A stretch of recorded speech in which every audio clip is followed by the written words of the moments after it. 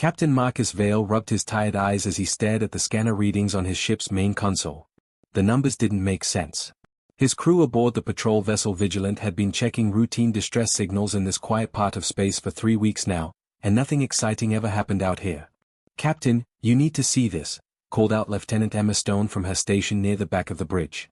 Her voice had that tight edge that meant trouble. Marcus walked over to her console, his boots making soft sounds on the metal floor. Emma was young, maybe 25, with short brown hair and sharp green eyes that missed nothing. She'd been with his crew for 2 years and was one of his best officers. "What is it, Stone?" he asked, leaning over her shoulder to look at the display. "That research station we got the beacon from? Station Omega 7? Something's wrong with their life sign readings." Emma pointed at the screen with her finger. "See these numbers? They reported having 12 alien scientists on board. But I'm reading way more life signs than that." Marcus frowned. Research stations in this area were run by the Hegemony Science Collective, a group of alien species that studied different planets and their creatures. They were usually boring and followed all the rules. "Maybe they have more research subjects than they reported," Marcus suggested. "Animals, plants, that kind of thing." Emma shook her head. "No, sir. These readings, they look like they might be sentient life forms. And some of them are really small. Like, child-sized small." A cold feeling started in Marcus's stomach. "Set course for the station. Maximum speed." The Vigilant changed direction and flew toward the research station. It took them 4 hours to reach it. Station Omega 7 looked like most science stations, a big white cylinder floating in space with solar panels and communication arrays sticking out of it like metal arms. "Incoming transmission," reported Communications Officer James Wright from his console. "Put it through," Marcus said. The main screen flickered and showed the face of an alien with gray skin and 4 large black eyes. The creature was tall and thin, with long fingers that ended in sharp points. Marcus recognized the species. They were called Vorthak, and they were known for being very smart but not very emotional. "Greetings, Captain Vale," the alien said in a flat voice. "I am Dr. Krell Voss, director of this research facility. We did not request an inspection." "Routine patrol, Doctor," Marcus replied, though he didn't feel routine about this at all. "We'll need to dock and take a look around." Dr. Voss's 4 eyes blinked in sequence. "That will not be necessary. Everything here is operating within normal parameters." "I'm sure it is," Marcus said with a smile that didn't reach his eyes. "But regulations are regulations. Prepare for docking." The alien's face disappeared from the screen. Marcus could tell he wasn't happy, but that just made Marcus more curious about what was happening on that station. 20 minutes later, Marcus, Emma, and 2 security officers named Tom Miller and Dave Johnson were walking through the station's main airlock. Dr. Voss met them there, along with 2 other Vorthak scientists. "Welcome to Station Omega 7, Dr. Voss said without any warmth. "As you can see, we are conducting important scientific research here." The main corridor was bright white and very clean. Everything smelled like cleaning chemicals and recycled air. They walked past several laboratories filled with plants from different worlds, some glowing strange colors, others moving like they were alive even though they were in containers. "Impressive work," Marcus said, but he was watching Dr. Voss carefully. The alien kept looking toward a corridor that led deeper into the station, like he was worried about something. Emma was checking her scanner as they walked. She caught Marcus's eye and made a small gesture toward that same corridor. Her scanner was still picking up those strange life signs. "Dr. Voss," Marcus said suddenly, "I'd like to see your full research manifest. All life forms currently on the station." "That information is classified," Dr. Voss replied quickly. "We work on very sensitive projects for the Hegemony." "I'm sure you do. But I still need to see it." Dr. Voss stopped walking and turned to face Marcus. His 4 eyes all focused on the human captain at once, which was unsettling. "Captain Vale, I must insist that you respect our research protocols. There are areas of this station that are off-limits to visitors." Marcus felt his patience running out. "Doctor, I'm not asking. I'm telling. Show me your manifest, or I'll have my people search every room on this station." Emma's scanner suddenly started beeping loudly. She looked down at it, then up at Marcus with wide eyes. "Captain, I'm reading multiple human life signs coming from that restricted section." Marcus felt like someone had poured ice water into his veins. "Human life signs?" "Yes, sir. And they're small. Really small." Dr. Voss's face went even more gray than usual. "Captain, I can explain. No. Marcus's voice was quiet but dangerous. You can show me. Right now. They walked down the corridor toward the restricted area.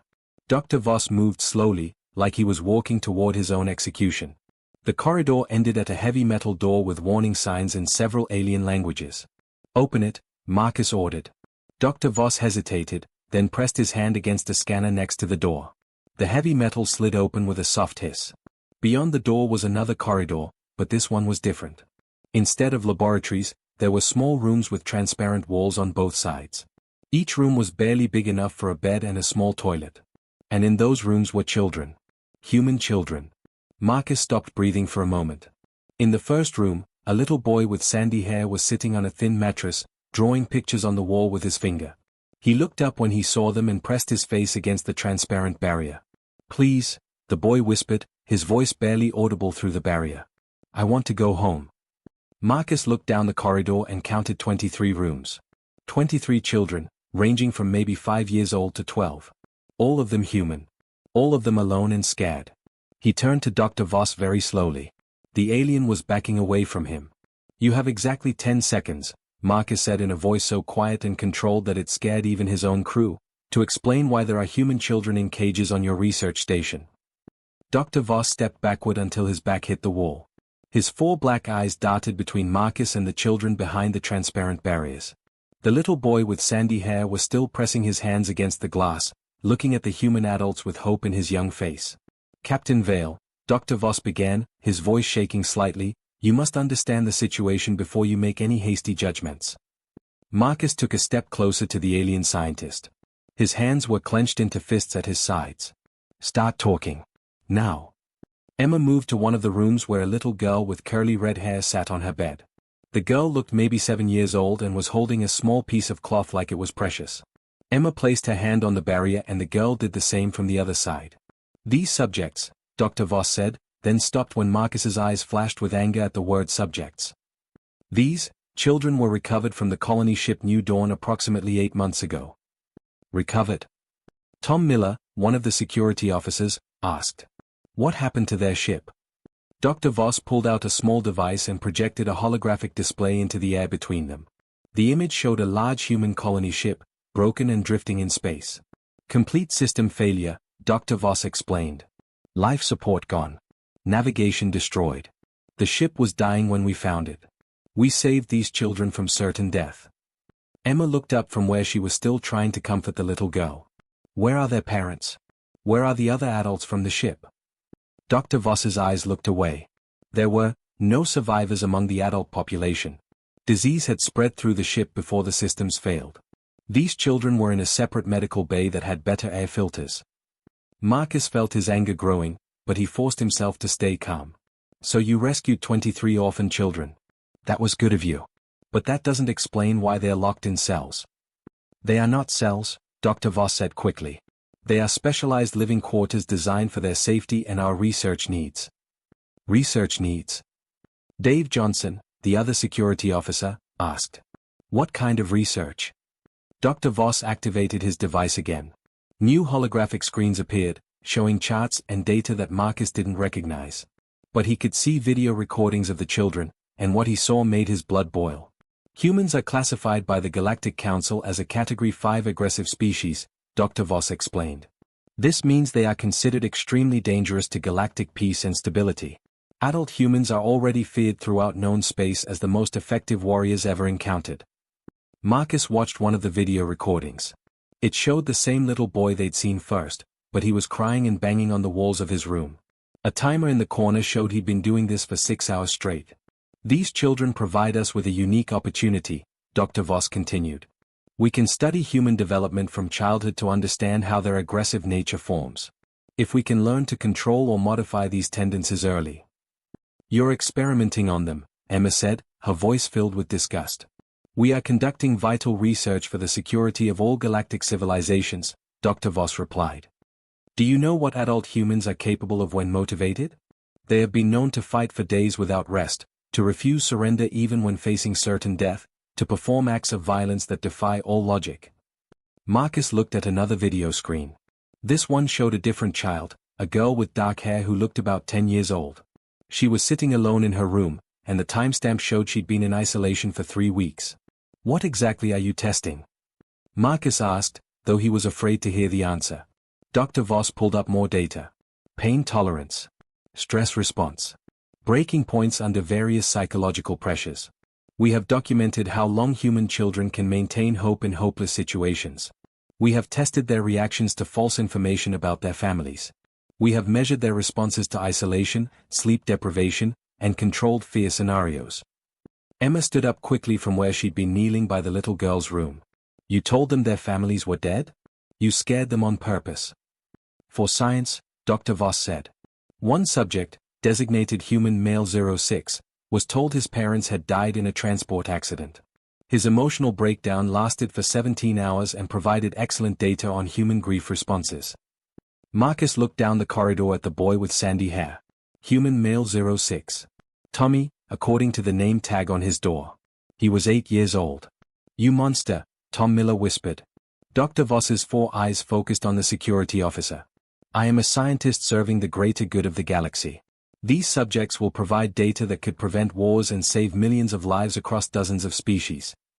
They are not subjects, Marcus said, his voice deadly quiet. They are children. Babies. They are scared and alone and they want their families. Their families are dead, Dr. Voss stated flatly. These specimens represent the future of human behavior research. In controlled conditions, we can study every aspect of their development. We can learn how to predict and potentially prevent the violent tendencies that make adult humans so dangerous. Marcus looked at the data screens again. He saw test results for something called emotional resilience under extreme stress. Another file was labeled social bonding disruption experiments. A third showed response to simulated parental abandonment. How long were you planning to keep them? Emma asked. Indefinitely, Dr. Voss replied. Human lifespans are long. We could study them for decades, documenting every stage of their psychological development in controlled conditions. Marcus felt something cold and hard settle in his chest. These aliens had taken 23 traumatized children and turned them into laboratory animals. They had planned to keep them caged for their entire lives, running experiments on their minds and hearts. Dr. Voss, Marcus said very quietly, I don't think you understand what you've done. The alien scientist tilted his head. I have advanced scientific knowledge and contributed to galactic security. Marcus looked at the children again. Some were watching the adults hopefully. Others had given up and were just sitting quietly in their small rooms. All of them looked thin and sad. No, Marcus said. You've made the biggest mistake in galactic history. 2 hours later, Marcus sat in his ship's meeting room with his senior officers. The children were still locked on the research station while Dr. Voss insisted they needed proper transfer protocols before releasing them. Marcus had sent an emergency message to Galactic Command, and now they were waiting for a response. Captain, Emma said, looking up from her datapad, I've been reading the files Dr. Voss showed us. Some of these experiments. She shook her head. They've been testing how long the children can cry before they give up. They've been lying to them about rescue ships coming. They even separated some of the older kids who were trying to take care of the younger ones. Tom Miller slammed his fist on the table. Those sick monsters. How could anyone do that to children? Because they don't see them as children, Dave Johnson said quietly. They see them as dangerous animals that need to be studied. Marcus rubbed his face with his hands. He felt tired and angry and worried all at the same time. The question is, what do we do now? Dr. Voss is claiming diplomatic immunity since this is a hegemony research station. We take the kids and leave, Tom said. Let the lawyers figure it out later. It's not that simple, Emma replied. If we just take them without proper authority, it could cause a diplomatic crisis. The hegemony might claim we're stealing their research subjects. Marcus was about to respond when his communication console beeped. Incoming priority message, announced the ship's computer. Put it through, Marcus said. The holographic display activated, showing the face of Commander Sarah Blake. She was a Zentari, one of the few alien species that had always been friendly with humans. Her blue skin was darker than usual, which meant she was stressed, and her large silver eyes looked worried. Marcus, she said without any greeting, I'm coming to your position immediately. Do not do anything until I get there. Sarah, what's wrong? Marcus asked. He'd known Commander Blake for 10 years, and she was usually calm about everything. I've been fighting alongside humans for 15 years, Sarah said, her voice tight with worry. I need to explain something to you about your species that you might not fully understand. Marcus frowned. What do you mean? How much do you know about human history? About what humans do when their children are threatened? Emma leaned forward. Commander, we're not exactly known for being peaceful when someone hurts kids. Every species knows that.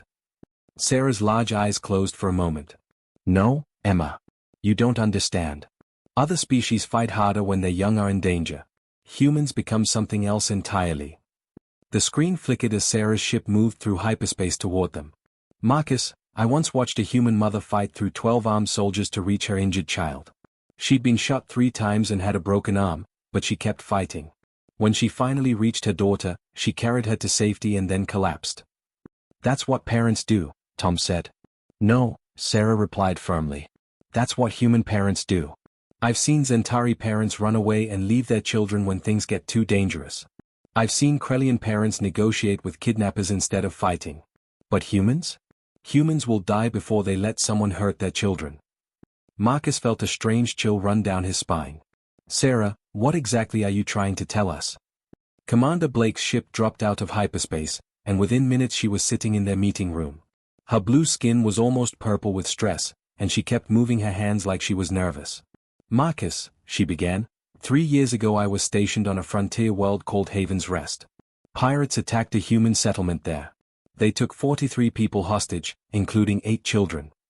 She paused and looked at each of them. The human colonial government tried to negotiate for 2 days. They offered money, supplies, even their entire mining operation. The pirates just laughed and said they were going to sell the children to slave traders. Emma felt sick. What happened?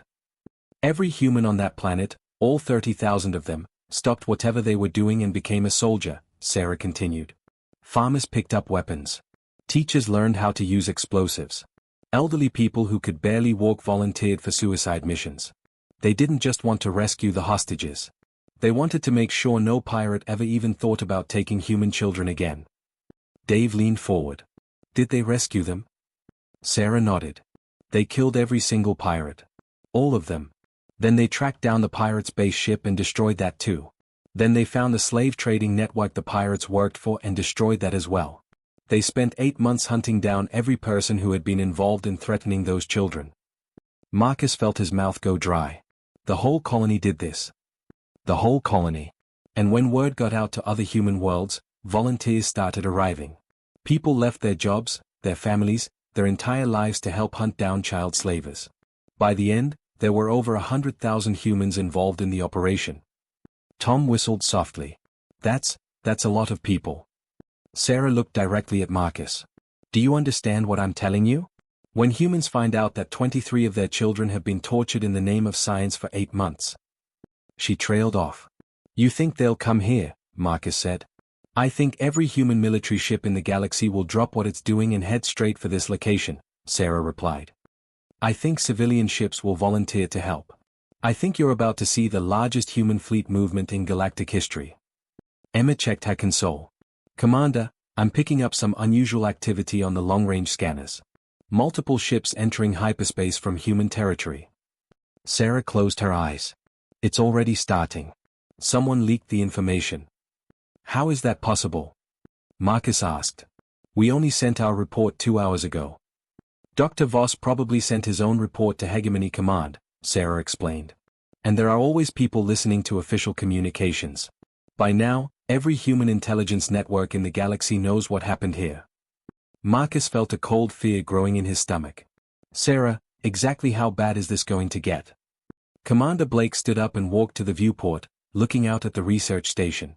Marcus, there's something about humans that most species don't understand. You don't just fight for your own children. You fight for all human children like they were your own. Every human out there is going to look at those 23 kids and see their own sons and daughters. She turned back to face them. Those children need to be back with their people before the human fleets arrive. Because if they're not. She didn't finish the sentence. What happens if they're not? Emma asked quietly. Sarah looked out the viewport again, where Dr. Voss's research station hung peacefully in space. Then this whole sector of space is going to become a war zone. The first human ship arrived 6 hours after Commander Blake's warning. Then another. Then 10 more. Within 12 hours, Marcus counted over 50 human vessels on his scanner, with more arriving every few minutes. Admiral Jack Harrison's flagship, the massive dreadnought Retribution, dropped out of hyperspace like an angry giant. The ship was 3 times the size of Marcus's patrol vessel, with enough firepower to level a small moon. Behind it came cruisers, destroyers, and support ships, all flying human flags. Incoming transmission from Admiral Harrison, Emma reported from her station. Marcus straightened his uniform. Admiral Harrison was a legend in the human fleet, a man who had never lost a battle and never left anyone behind. Put him through. The main screen flickered to show a man in his 50s with gray hair and steel blue eyes. His face looked like it was carved from stone, and when he spoke, his voice was deadly calm. Captain Vale, Admiral Harrison said. Report. Sir, we have 23 human children detained on Research Station Omega-7. They've been held for 8 months and subjected to psychological experiments by hegemony scientists. The Admiral's jaw tightened almost invisibly. Are the children safe? They're alive, sir. Dr. Voss is claiming diplomatic immunity and refusing to release them without proper hegemony authorization. I see. Admiral Harrison looked away from the screen for a moment, and Marcus could hear voices in the background. When he looked back, his eyes were harder than before. Captain, you and your crew will evacuate those children immediately. Use whatever force is necessary. Sir, the hegemony is threatening to call this an act of war if we take the children without following proper procedures. Admiral Harrison was quiet for a long moment. Behind him, Marcus could see other officers working at their stations, all of them moving with the quick efficiency of people preparing for battle. Captain Vale, the Admiral said finally, there are currently 73 human ships in this system, with more arriving every hour. We have battle cruisers, assault vessels, medical ships, and enough firepower to turn that research station into space dust. Do you think I care about hegemony diplomatic procedures? Marcus felt a chill run down his spine. No, sir. Those children are going home. Today. Anyone who tries to stop that from happening will regret it. The Admiral's voice never changed, but somehow it became even more frightening. Prepare to board the station. The transmission ended, and Marcus looked around his meeting room. Commander Blake was staring at her hands, Tom and Dave were checking their weapons, and Emma was monitoring the growing fleet outside. Captain, Emma said quietly, I'm reading 112 human ships now. And sir, they're not just military vessels. Marcus looked at his scanner display. Emma was right. Mixed in with the warships were civilian craft, cargo haulers, passenger liners, even small family ships. All of them had come when they heard about the children. Commander Blake, Marcus said, is this normal for humans? Sarah looked up with sad eyes. This is what I was trying to warn you about. Every human who could possibly get here has come. Look at that cargo ship there, the Peaceful Trader. I bet you anything the captain abandoned whatever delivery he was making just to be here when those children are rescued. As if to prove her point, Marcus's communication console started receiving dozens of messages from the civilian ships. Offers to help with the rescue. Offers of medical supplies. Offers of food, clothes, toys, and anything else the children might need. One message was from an elderly human woman on a passenger liner who said she'd brought her grandchildren stuffed animals in case the rescued kids needed comfort. This is insane, Tom muttered. There are families out there. Regular people who came into a potential war zone just to help kids they've never met. Emma looked up from her console with wide eyes. Captain, I'm getting reports from other sectors. Human fleets are mobilizing everywhere. It's like the entire human species just declared war. Marcus felt his stomach drop. War against who? Anyone who gets in their way, Commander Blake said quietly. An hour later, Marcus led a boarding party to Research Station Omega-7. But this time, he wasn't alone. Admiral Harrison had sent 2 full squads of human marines, plus medical personnel and child psychologists. The station's docking bay was crowded with armed humans, all of them wearing the same grim expression.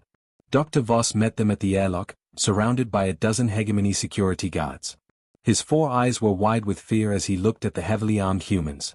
This is an illegal invasion, Dr. Voss declared, his voice shaking. I demand that you leave immediately. Admiral Harrison stepped forward. He was tall and broad-shouldered, and when he looked down at the alien scientist, Dr. Voss actually took a step backward. Dr. Voss, the Admiral said in his calm, terrifying voice, you have exactly 5 minutes to open every door between us and those children. If you don't, my Marines will open them for you. You cannot threaten me, Dr. Voss replied, but his voice cracked. The Galactic Council will dash. Dr. Admiral Harrison held up one hand, and Dr. Voss stopped talking immediately. Let me explain something to you. Outside this station, there are 137 human ships. Every captain out there has seen the video files of what you did to those children. Every Marine, every sailor, every pilot is thinking about their own kids right now. The Admiral stepped closer to Dr. Voss. If I give the order, they will turn this station into floating debris. The only reason you're still breathing is because those children are still inside. So I suggest you stop wasting my time and open those doors. Dr. Voss looked at the human Marines, then at Admiral Harrison, then at the security guards who were backing away from the heavily armed humans. His shoulders slumped in defeat. Follow me, he said quietly. As they walked through the station toward the restricted section, Emma checked her scanner again. Admiral, I'm reading 164 ships now. Word is still spreading, Admiral Harrison replied without emotion. By tomorrow there will be 500. By next week, 1,000. Marcus felt a strange mix of pride and fear. Sir, what happens after we get the children? Admiral Harrison stopped walking and looked back at Marcus. For just a moment, his stone face showed a hint of the rage burning inside him. After we get the children, Captain, we make sure this never happens again. To anyone. Ever. Outside, more human ships continued to arrive, filling the space around the small research station like an army of angry stars. The doors to the restricted section opened with a soft hiss, and 23 pairs of human eyes looked up with a mixture of hope and fear. Admiral Harrison stopped in the doorway, his hard expression softening for just a moment as he saw the children in their small transparent rooms. Dear God, whispered Dr. Sarah Chen, the fleet's chief medical officer who had come with the boarding party. She moved quickly to the first cell where Tommy, the sandy-haired boy, was still sitting on his thin mattress. Hey there, sweetheart, Dr. Chen said gently, kneeling by the transparent wall. My name is Sarah. We're here to take you home. Tommy pressed his small hands against the barrier. Are you really humans? Real ones? We're real, Dr. Chen replied, tears starting in her eyes. And we're going to get you out of here right now. Admiral Harrison turned to Dr. Voss, who was standing nearby with his 4 eyes focused on the floor. Open these cells. All of them. Now. The release procedures are complex, Dr. Voss said weakly. There are safety protocols. Open them, the Admiral repeated, his voice like ice, or I'll have my Marines blow the doors off. Dr. Voss walked to a control panel and pressed several buttons. The transparent barriers slid away with soft beeping sounds. For a moment, nobody moved. The children stared at the open doorways like they couldn't believe they were real. Then Lucy, the little girl with curly red hair, took a careful step out of her room. She looked up at Dr. Chen with wide green eyes. Can we really leave? Yes, baby, Dr. Chen said, holding out her arms. You can really leave. Lucy ran to her, and Dr. Chen picked her up and held her tight. That broke the spell for the other children. They began coming out of their rooms, some running to the human adults, others moving slowly like they were afraid it might be another test.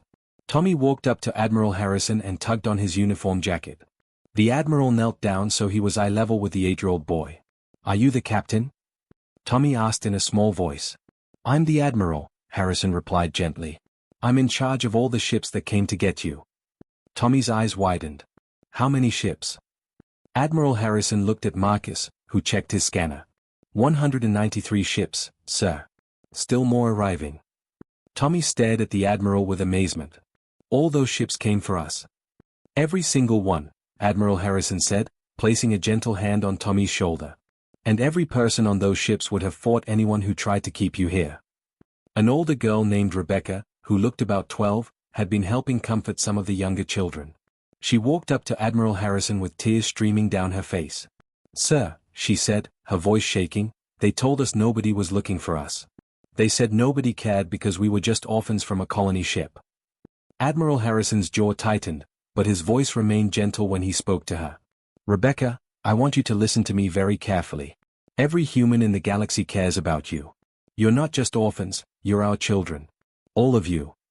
Dr. Chen was examining the children as they gathered around the human adults. They were all too thin and pale, and many of them seemed afraid to believe they were really being rescued. But slowly, as they realized the humans were truly there to help them, they began to smile and talk. Admiral, Emma reported from her scanner, the Hegemony Council is demanding we return the children to the station. They're calling this kidnapping. Admiral Harrison stood up, his gentle expression hardening back into stone. Tell the Hegemony Council that these children are under human protection now. Anyone who wants to take them from us is welcome to try. Dr. Voss stepped forward nervously. Admiral, you don't understand the legal implications of what you're doing. These subjects represent years of valuable research. He never finished the sentence. Every human in the corridor turned to look at him, and the temperature seemed to drop 10 degrees. Tommy moved closer to Admiral Harrison, and the Admiral's hand moved protectively to the boy's shoulder. Did you just call them subjects again? Admiral Harrison asked in a voice so quiet it was barely a whisper. Dr. Voss realized his mistake immediately. His 4 eyes went wide with terror as he looked at the human faces surrounding him.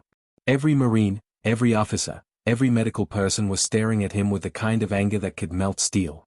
I meant. Dr. Voss stammered. You meant children, Admiral Harrison said, still in that terrifyingly quiet voice. You meant 23 traumatized children who have been tortured for 8 months by monsters who think they are scientists. The evacuation took 2 hours. The children were carried to the human ships with gentle care, surrounded by medical personnel and comfort items that the civilian vessels had brought. Admiral Harrison personally carried Tommy to the Retribution, while other officers made sure each child felt safe and protected. As the last child was safely aboard a human ship, Admiral Harrison sent a message that was broadcast to every vessel in the galaxy. This is Admiral Jack Harrison of the human fleet, his voice echoed across space. Today we rescued 23 human children who were taken from us and tortured in the name of science. Let this be a message to every species in the galaxy: human children are not test subjects. They are not research materials. They are precious lives under the protection of every human who draws breath. He paused, looking out at the research station that would soon be empty except for its alien crew. We are taking these children home to their people. Dr. Voss and his team will face trial under human law for crimes against children. And if anyone, anywhere, ever again thinks they can cage our young ones. The Admiral's voice became harder than diamond. They will learn what happens when you threaten the children of humanity. 3 months later, the Galactic Council passed the Universal Child Protection Act, known throughout space as the Human Children Law. Research Station Omega-7 was converted into a memorial and shelter for orphan children of all species. Dr. Voss received a life sentence on a prison planet where he could think about what he had done. And 23 human children went home to new families who had volunteered to love and care for them, knowing that an entire species had come to bring them back where they belonged.